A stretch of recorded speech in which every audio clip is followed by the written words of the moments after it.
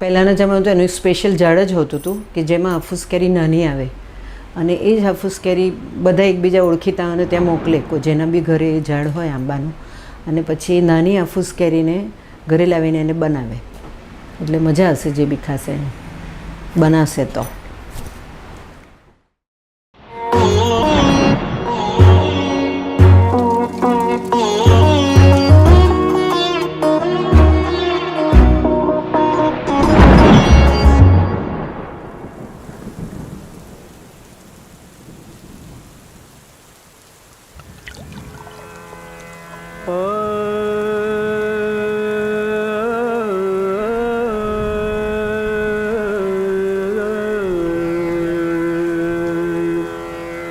अधिक देखणे तरी निरंजन पाहणे अधिक देखणे तरी निरंजन. બફાણું એક પ્રકારનું આથેલું અથાણું છે જેમ કે પાણી ચૂખાઈએ આપણે અને એ વધારે અનાવિલો દક્ષિણ ગુજરાતના અનાવિલો ખીચડી પાચમના દિવસે જેને નાગપાચમ બી કહેવાય એને દિવસે ખીચડી અને તાંદળજાનું શાક પાણીચું હોય અને એની સાથે બફાણાની કેરી એ ખાવાનો રિવાજ છે. પાપડ દહીં અને આપણા બધા જ તહેવાર ખાવાની સાથે લાગે વળગે છે એની સાથે કનેક્શન ખાવાનાનું કે આ દિવસે આ ખાવાનું તો ખીચડી પાચમના દિવસે અને નોળીને એટલે એના પછી જે નવમાં આવે 9th ડે ઓફ શ્રાવણ તેને દિવસે રોટલા અને વરડું ખાઈએ એની સાથે પણ બફાણું ખાઈએ.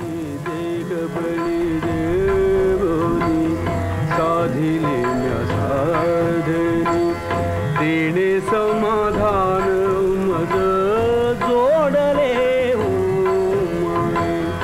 अधिक देखणे तरी निरंजन पारणे अधिक देखणे. એટલું આ પ્રસિદ્ધ અથાણું નથી એટલે પ્રસિદ્ધ અથાણું નથી એટલે કોઈ બી બનાવે તો ભાવે એવું જ બધાને ભાવશે જે બી ચાખશે એને થોડાક ઉંમરવાળા સિનિયર સિટીઝન્સને વધારે ભાવશે અથાણું એવું મને લાગે છે. રાઈનો સ્વાદ છે ને એટલે રાઈનો સ્વાદ અમુક અત્યારે આજકાલ કોઈ રાઈ પીસીને બહુ ઓછી વાપરતા હોય છે. અનંગ પણ ફીટલે માયા છંદ સાઠવીને અનંગ પણ ફીટલે માયા છંદ સાઠવીને સકળ દેખિલે આત્મ સ્વરૂપ. ત્યારે અમે મોટી બોટલમાં બનાવતા એક સાથે એવી નાની કેરી શોધી લેતા જે વલસાડથી કેરી આવે તેમાં નાની નાની કેરી પાકી જાય એટલે બફાણા માટે રાખતા મોટી એક બોટલ બનાવતા એટલે 2-4 જણા નજીકના ઓળખીતા છે એમને થોડી થોડી કેરી વેચતા એટલે મોટી બોટલ બનાવતા ખાતા ખાલી ખીચડી પાચમ અને નોળીને એમના દિવસે જ. મના આલ્યો